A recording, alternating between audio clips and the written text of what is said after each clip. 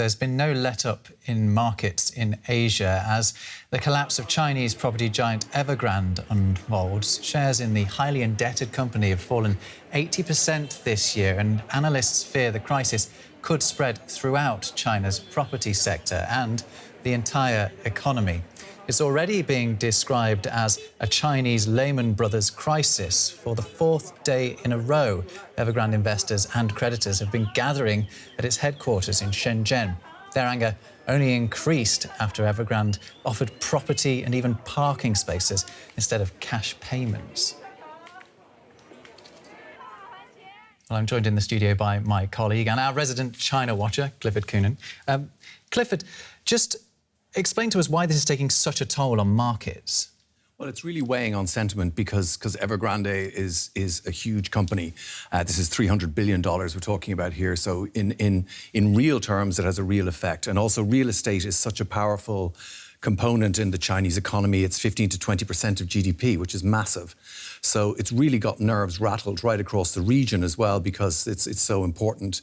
And I mean, one analyst I was reading today was talking about Evergrande as being ever Teflon, and it's running out of non-stick components because Evergrande has been in this situation many, many times. And I recall when I lived in Beijing, one of the senior executives from Evergrande was a neighbour of mine, and one day the workers surrounded the house and the army had to intervene because they hadn't paid wages. So this is kind of a regular thing, but it's never been as serious as this.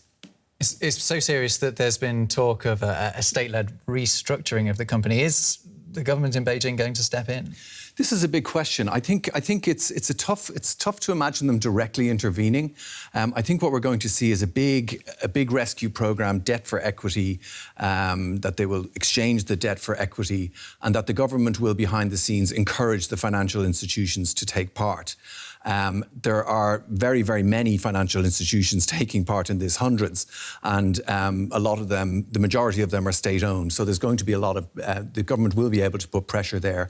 And it's such a powerful thing in terms of stability and the unsettling effect. I mean, there's hundreds of thousands of people are having homes built and they put down payments there. So it's a big, big factor. Does it tell us anything about the wider way in which the Chinese economy works?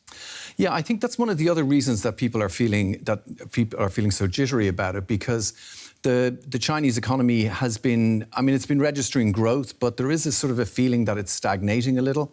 And I think this speaks to that. You don't have the same pace of urbanization that you did a few years ago.